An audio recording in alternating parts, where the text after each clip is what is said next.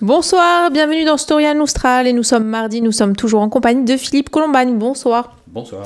Nous évoquons évidemment en votre compagnie le Moyen-Âge puisque vous êtes historien spécialisé évidemment sur le Moyen-Âge et nous allons parler de ces derniers seigneurs du Moyen-Âge. Et oui, donc ça nous place à une époque à la limite traditionnelle entre le Moyen-Âge et la Renaissance, c'est-à-dire à la fin du XVe siècle, dans les années 1470-1480. Et alors c'est une époque importante en fait pour tout l'Occident, pour toute l'Europe, puisque en 1453, Constantinople tombe, l'Empire byzantin disparaît, et les Turcs, qui jusqu'ici étaient absents de Méditerranée occidentale, arrivent. Donc il y a une nouvelle menace qui se profile en Europe. C'est aussi l'époque où l'Espagne s'unifie. Donc c'est aussi l'époque, dans les années 1490, où vont commencer les guerres d'Italie, donc où les Français vont s'impliquer pour conquérir le nord, enfin l'Italie. Et donc beaucoup de choses vont changer à cette époque, et en Corse aussi, puisque pour la Corse, c'est le moment où l'Office de Saint-Georges reprend directement possession de la Corse, que lui a concédé la commune de Gênes. Tout à fait, donc on devait justement en dire deux mots sur cet office de Saint-Georges dont on peut voir certains vestiges encore en Corse, en tout cas certaines inscriptions sur certains bâtiments. Qu'était-ce en fait l'office de Saint-Georges ? L'office de Saint-Georges, c'était un consortium, enfin une association de banquiers et d'aristocrates génois qui géraient leurs affaires habituellement, mais à qui l'État génois pouvait occasionnellement concéder la gestion de certains territoires de la commune que la commune ne voulait plus ou ne pouvait plus administrer. Alors c'était déjà arrivé dans d'autres parties de l'impérium, enfin des dépossessions génoises, et ça arrive pour la Corse en 1453, c'est-à-dire que la commune de Gênes, l'État, délègue la gestion de la Corse à une association, enfin à des privés, si l'on peut dire, une banque privée, charge pour elle d'administrer ce territoire et évidemment d'en tirer les bénéfices, d'être bénéficiaire, puisque c'est une association capitaliste. Alors l'office de Saint-Georges prend possession de la Corse en 1453. Ils commencent à ce moment-là, donc ils sont officiellement, c'est eux qui doivent administrer l'île. Ils vont devoir y renoncer pendant le temps d'une domination milanaise, puisque Gênes passe sous le contrôle de Milan, et donc Milan gère Gênes et la Corse. Et en 1478, Gênes reprend son indépendance, on peut dire, sur les Milanais, et donc l'office de Saint-Georges récupère la Corse. Et cette fois, contrairement à l'État génois, il va chercher à contrôler et à faire passer l'ensemble de l'île sous son autorité. Comment s'exerce la cohabitation avec justement les seigneurs corses présents sur l'île ? Alors pas si mal au début, c'est-à-dire que l'office de Saint-Georges n'a pas grand intérêt, c'est toujours c'est l'avantage du capitalisme, il faut pas, l'essentiel c'est d'avoir des revenus et d'éviter les problèmes. Donc au début, en fait, l'office de Saint-Georges marque sa force, évidemment, parce qu'il ne veut pas de contre-pouvoir, et il va d'abord faire des démonstrations de force en faisant des interventions militaires, histoire d'expliquer à tout le monde qui est le plus fort, et ensuite il traite avec les principaux seigneurs. Le principal seigneur à cette époque, c'est Giampaolo d'Aleca, qui est donc un seigneur dont la seigneurie est centrée autour de Vico actuellement, mais qui a étendu ses possessions jusqu'à la région ajaxienne. Donc c'est une immense seigneurie qui va du Filosorme, on va dire, enfin du Sire, jusqu'à la vallée de la Gravone. Et voulant se concilier ce seigneur important, l'office traite avec lui, et Giampaolo obtient beaucoup d'avantages de la part de l'office de Saint-Georges, au début en tout cas. Un personnage qui va se rêver peut-être un destin comme ses prédécesseurs, ses seigneurs de Corse. Alors, on avait déjà vu précédemment que ce qui compte beaucoup pour les grandes Cinarchesi comme Giampaolo d'Aleca, c'est l'indépendance de leur seigneurie. C'est-à-dire qu'eux considèrent qu'ils sont ce qu'ils appellent eux-mêmes seigneurs naturels et que donc ils ont vocation à régner sur au moins leur seigneurie et si possible l'ensemble de la Corse, puisqu'ils sont là de toute éternité pour eux. Or, ça c'est une logique qui pouvait fonctionner tant que Gênes ne mettait pas trop ses affaires dans les affaires de Corse. Mais à partir du moment où l'office veut imposer un début d'État moderne structuré, Giampaolo devient quelqu'un de compliqué. Et petit à petit, les relations vont se tendre entre les Lecca et l'office, d'autant que Giampaolo d'Aleca est un malin. Et il s'est associé avec les Fregosi, qui sont une des plus puissantes familles génoises de l'époque, qui a donné des doges à la République de Gênes. Et donc, c'est quelqu'un qui est très puissant et qui a des liens, qui a des réseaux au plus haut du pouvoir génois. Et en jouant avec ses parents Fregosi et sur ses propres intérêts, il va être tenté par une énième révolte contre l'office de Saint-Georges pour un peu devenir le personnage dominant de l'île.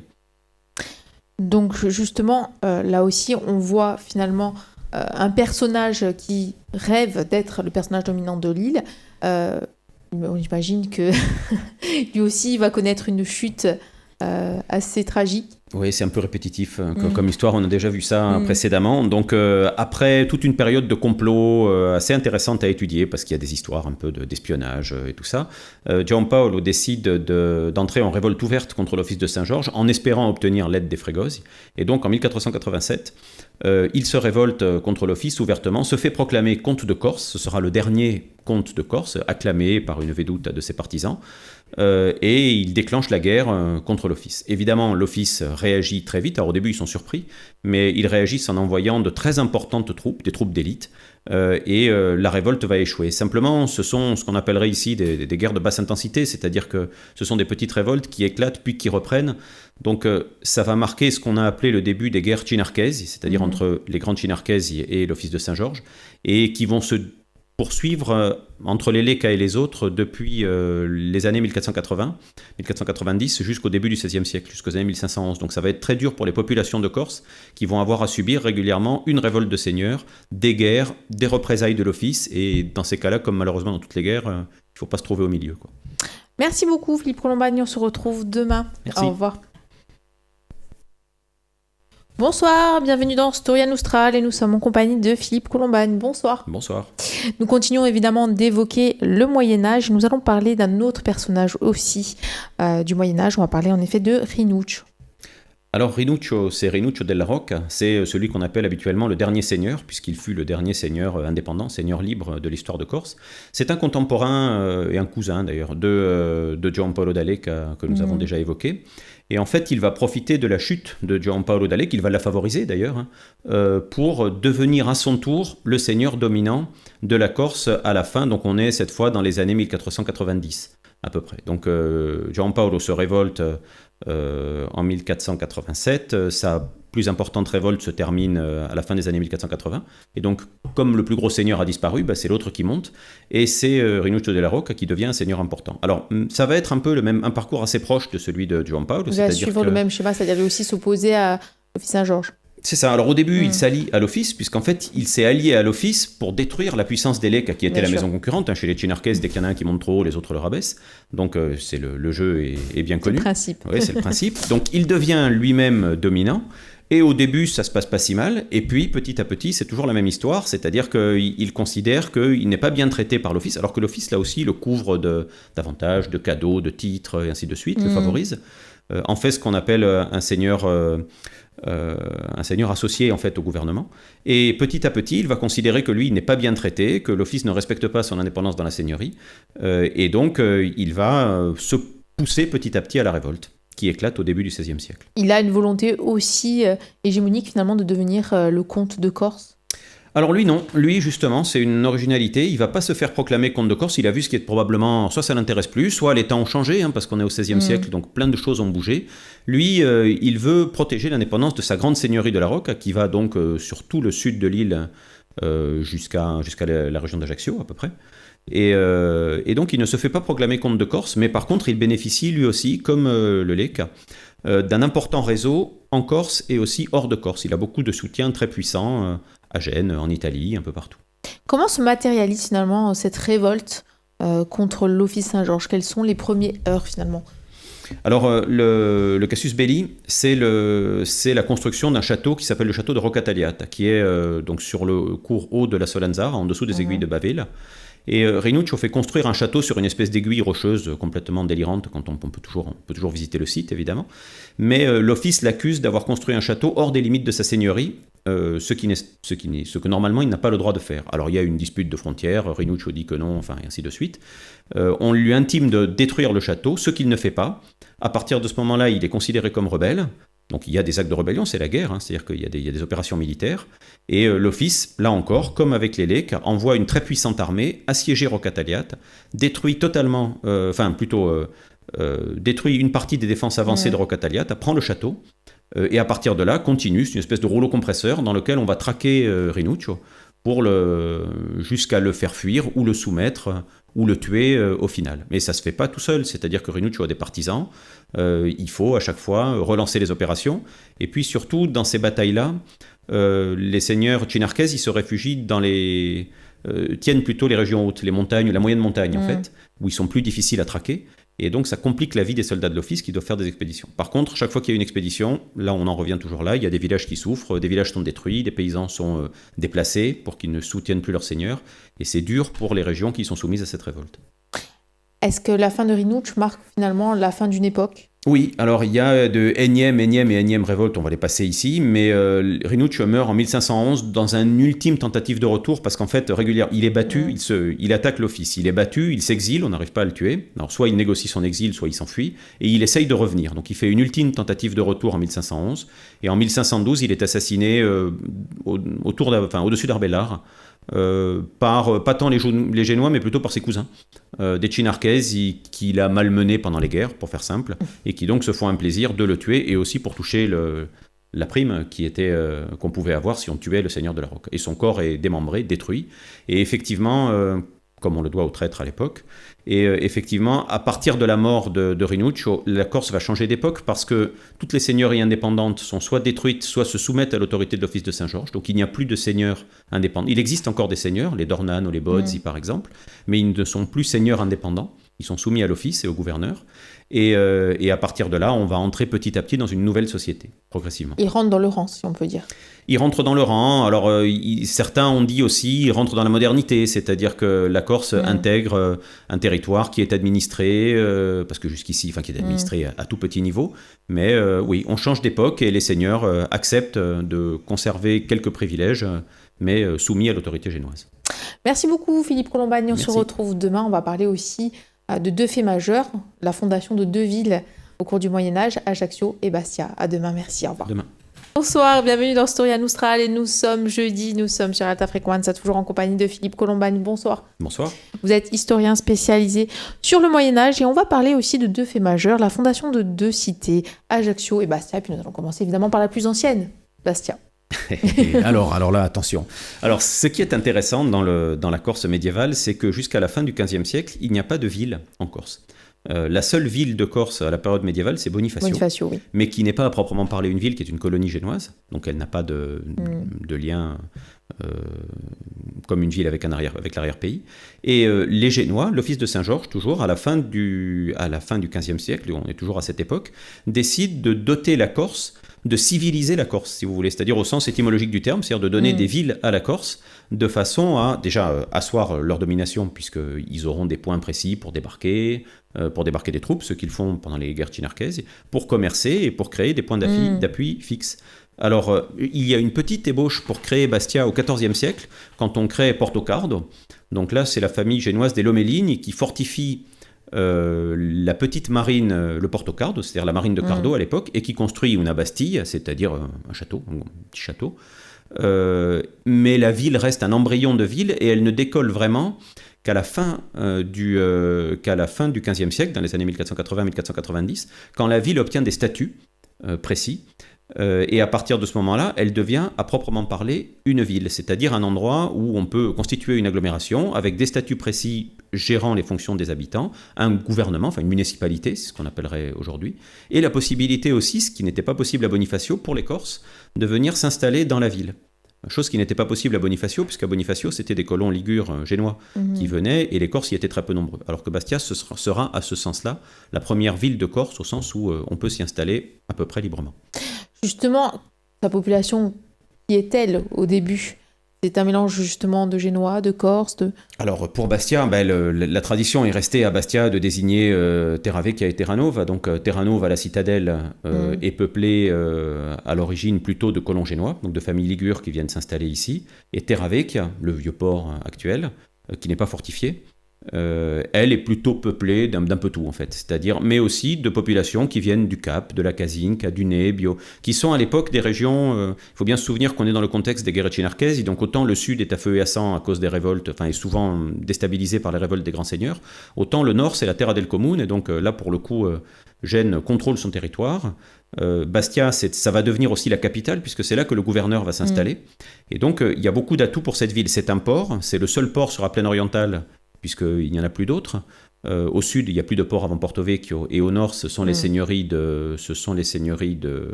des Damars, et donc ce sont des seigneuries privées. Et donc c'est un bon site pour eux. L'ancienne résidence du gouverneur qui se trouvait à Bigouille, elle n'est pas intéressante parce qu'elle est mal fortifiée, elle est trop loin de la mer. Or, comme Gênes est une puissance maritime, c'est toujours intéressant d'avoir un port pour ravitailler, aider, évacuer une ville. Donc le gouverneur va se fixer à Bastia à la fin du XVe, et à partir de là, la ville va décoller, puisque elle devient, il y a le gouverneur, il y a une petite administration, une petite vie de cour, des marchands, des statuts, des avantages fiscaux pour les gens qui s'y installent, et donc voilà, elle s'impose jusqu'à ce que Napoléon transfère la capitale comme la capitale de l'île de Corse. Son rayonnement, est-ce qu'il s'installe rapidement aussi sur l'arrière-pays, justement, qui entoure la ville? Est-ce que finalement, Bastia devient aussi un centre névralgique d'un point de vue commercial, d'un point de vue aussi... est-ce qu'il y a des familles d'agriculteurs qui s'y installent, d'artisans, rapidement? Alors, en fait, il y a deux... donc, comme dans toutes les villes, il va y avoir une population d'artisans, de pêcheurs qui vont s'installer. Mais on s'aperçoit aussi très vite que les grandes familles de la bourgeoisie bastiaise sont des propriétaires terriens qui vont mettre en culture les plaines très riches et très fertiles de la Casinca, enfin de tout le sud de la Marane, en fait, et de la Casinca, avant que la malaria ne les touche ou que les attaques des Turcs ne se fassent trop pressantes. Mais en tout cas, ce sont des familles qui fondent leur richesse sur le commerce, ça c'est assez classique pour une ville portuaire, mais aussi sur l'agriculture, les propriétés agricoles tout autour de Bastia. Une ville aussi qui est soumise parfois aux razzias barbaresques? Non, il n'y a pas d'attaque. Autant il y a beaucoup d'attaques dans le Cap Corse, autant Bastia, pourtant sa citadelle est considérée comme pas très bonne, enfin pas très bien construite, mais elle est suffisamment forte pour décourager des attaques directes des razzias, des pirates barbaresques sur Bastia. Alors que par contre, tout le sud et le nord de la ville sont très très touchés par les attaques. Merci beaucoup Philippe Colombagne. Et demain, pour notre dernière émission, nous allons parler d'Ajaccio. À demain, au revoir. Bonsoir, nous sommes vendredi, nous sommes sur Alta Frequenza, toujours en compagnie de Philippe Colombagne. Bonsoir. Bonsoir. Alors je le rappelle, vous êtes historien, spécialiste du Moyen-Âge et nous avons réalisé de nombreuses émissions en votre compagnie. Évidemment, elles sont disponibles sur le www.alta-frequenza.corsica en vidéo et en podcast. Et on va terminer par Ajaccio, fondation d'Ajaccio. Et oui. En 1492. En 1492, année importante s'il en est, année décisive, parce que justement on y a fondé Ajaccio. Donc pendant que Christophe Colomb part sur le grand océan découvrir ce qu'il ne sait pas encore, enfin ce qui sera un nouveau continent, à Ajaccio il se passe plein de trucs. Et Ajaccio, centre du monde. Alors, Ajaccio, Ajaccio, centre du monde, en tout cas pas loin, presque. Donc si on se replace dans le contexte, on est dans le contexte des guerres chinarkaises que nous avions déjà évoquées. Et l'Office de Saint-Georges a besoin d'un point fixe, puisqu'il n'y a pas de ville entre Bonifacio et Calvi, et ils aimeraient bien avoir un point urbain bien fortifié sur la côte ouest de l'île, qui n'en est pas du tout doté. Et donc l'Office décide de fonder une nouvelle ville. Alors ils hésitent un peu, savoir où est-ce qu'ils la font, dans le golfe d'Ajaccio, est-ce qu'ils s'installent à Chinarque, dans le vieux château des Chinarkaises. Bon bref, au final ils choisissent Ajaccio, où il y a déjà une toute petite agglomération. Ajaccio officiellement est un évêché au Moyen-Âge, mais il n'y a pas de ville. Donc ce qui tient lieu de ville à Ajaccio se trouve dans le quartier actuel de Saint-Jean. Côté du baptistère, bien évidemment. C'est ça, exactement. Donc pas très loin, sous les immeubles à côté du baptistère, il y a probablement la toute petite cathédrale romane médiévale d'Ajaccio.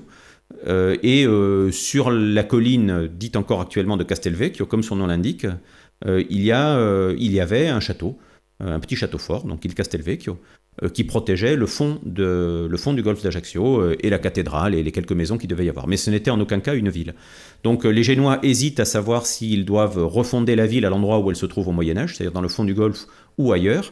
Et ils se décident finalement pour refonder la ville sur ce petit cap, là où se trouve la citadelle actuellement, et ils y installent une ville moderne. Alors ils construisent de façon assez classique un château, d'abord, qui se trouve à l'emplacement actuel de la pointe de la citadelle, et puis ils y installent des colons ligures, essentiellement, pour être sûr de la fidélité des gens qui vont s'installer dans cet endroit, avec aussi des familles de Corse qui sont des familles fidèles, que l'on appelle à l'époque des bénémérites, c'est-à-dire des gens qui ont bien mérité de la République, enfin que l'on va appeler comme ça du moins, et qui eux sont aussi autorisés à s'installer dans la ville. Donc une toute petite ville au départ, qui est déjà à peu près à l'endroit de la vieille ville actuelle, c'est-à-dire qui va de la citadelle à la place des Palmiers ou la place du Diamant actuelle. Pourquoi justement le choix de ce lieu plus qu'un autre, peut-être plus que le lieu finalement où se trouvait l'ancien baptistère? Alors, il y a eu des discussions techniques, c'est intéressant parce que ça a été publié d'ailleurs récemment, mais il y a toute une discussion entre les ingénieurs pour savoir où faire la ville. Alors, ils vont là pour plusieurs raisons. D'abord parce que l'air est plus sain. parce que dans le fond du golfe, manifestement, il y a déjà des problèmes avec les marais des salines qui rendent l'air insalubre, c'est le cas de le dire. Et donc on préfère s'éloigner un peu de tout ça parce que sinon ça nécessiterait d'importants travaux pour draguer les marais et dégager l'eau. Et ils n'ont pas le temps, ils n'ont pas les sous surtout. Et ensuite parce qu'ils considèrent que la position du château sur la colline de Castelvecchio n'est pas très bonne, ça nécessiterait de très gros travaux pour rattacher le château à la mer, aménager un port, ça leur coûterait trop cher en fait. Ça leur coûterait trop cher pour quelque chose qui mettrait en danger les colons à cause de la malaria qui se développe dans le fond du golfe. Donc ils se mettent à cet endroit qui a l'avantage d'être protégé sur 3 côtés par la mer, puisque si vous regardez la citadelle et ce petit cap, elle est bien protégée. Il y aurait une source d'eau, mais il n'y en aura jamais assez. Ajaccio aura toujours un problème d'aménagement en eau jusqu'au 19e siècle. Donc c'est plus facile à défendre, l'air est plus sain, il y a un peu d'eau, suffisamment, et ça devrait aller. Après, ils vont s'apercevoir qu'il y a d'autres problèmes aussi, c'est que le site est dominé par des collines qui peuvent être dangereuses si on attaque la ville, des collines qui se trouvent à peu près à l'emplacement de la préfecture actuelle. À l'époque, il y avait une colline un peu plus haute, mais qui dominait directement les fortifications de la ville. Mais pour le coup, on choisit ici parce que ça leur paraît l'endroit le moins cher à aménager et le plus simple. Ajaccio, finalement, au départ, ne connaît pas le même essor qu'a connu Bastia. Non, loin de là. C'est-à-dire qu'il faut bien voir que Ajaccio, à sa fondation en 1492 et jusqu'au XVIIe siècle, est vraiment une toute petite ville. Ça n'a rien à voir avec la vie qui a pu se développer à Bastia. Alors, elle décolle rapidement. C'est une ville que les gens de l'époque, Giustiniani par exemple, ou les chroniqueurs de l'époque, décrivent comme une jolie ville, un cadre très agréable, très plaisant, avec un beau golfe, des jolies maisons. Bien construite, puisque la ville est une ville neuve, donc elle fait l'objet d'un plan prédéterminé, un plan en éventail, 3 rues qui rejoignent la citadelle et une transversale qui traverse les rues. Mais ça reste quand même une petite ville. Alors elle est fortifiée jusqu'à l'emplacement actuel, on va dire, de la place des Palmiers, pour les Ajacciens s'y retrouveront.